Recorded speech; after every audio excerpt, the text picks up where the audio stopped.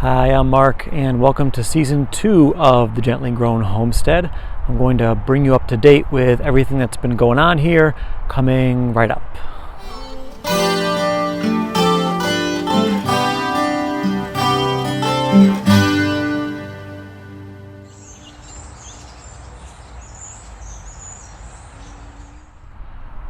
Alright, so first up, at the end of the last growing season, around October or maybe even closer to mid-November, I did what I said I was going to do. I filled out this row of garlic.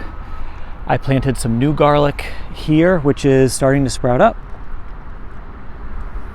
You can see the shoots, and then let me show you, I left in some of the old garlic bulbs from the previous year, and you can see they are also shooting up garlic sprouts. So this is really cool. This is going to be a perennial garlic bed that we can get garlic shoots out of. They'll end up giving flowers, and basically these bulbs or cloves out of the ground you can pick without tearing out the whole plant. So this is on the border, which should also help repel some pests. All right, so also at the end of last season, fall or early late fall, I guess, like in November, we did some cleanup. We're going to use some rows for overwintering. Ended up not doing that. Now they are just ready for spring planting. 2 beds are already prepped. We used again a no tractors, no till, no dig. First, just took a stirrup hoe, got all the weeds just loosened up, used a rake to rake it out, put down some organic natural amendments that my soil needed. I did a soil test, and my soil is low on nutrients, which is not surprising. It's sandy soil, doesn't hold nutrients very well.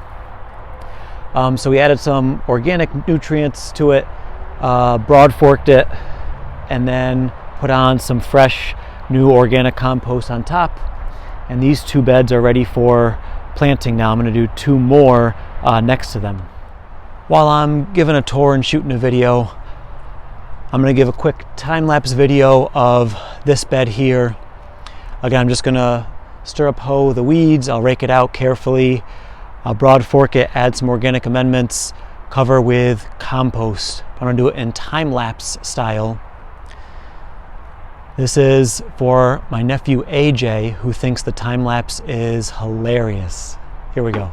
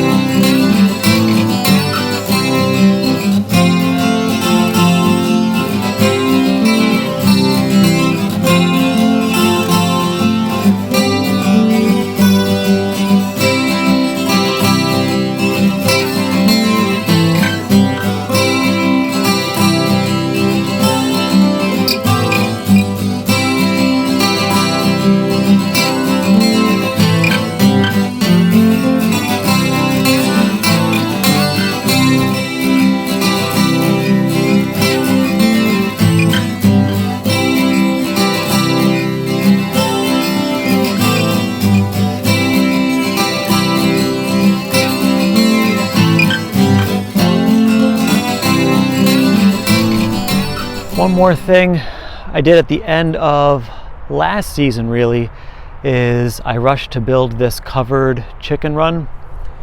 It is actually not even completely done, but 90% done. You know how that 80-20 or 90-10 rule, 90% done, all enclosed, because we have actually a couple bobcats around here, and we lost some chickens at the end of last season.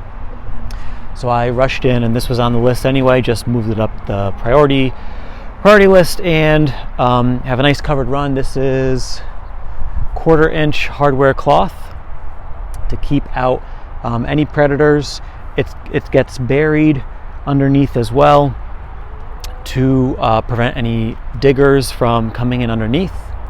This is cover at the top. What I need to do is finish connecting some of the hardware cloth I'll show you in another video some of the details, but overall it just means the chickens now have a much safer place to roam, eat, and be happy. And right next to the chicken coop is the site for the new greenhouse that's going to go in.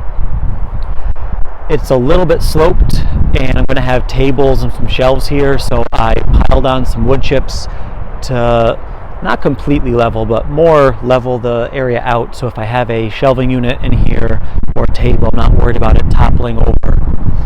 I staked it out. I just finished filling this in the other day to where I think it's good. Be setting up the greenhouse in the next week or so, hopefully. I did get another hoop house for 4 farm beds actually too. I started clearing out these beds, but then it was time to seed some chard and other things, so I prepped those other beds instead.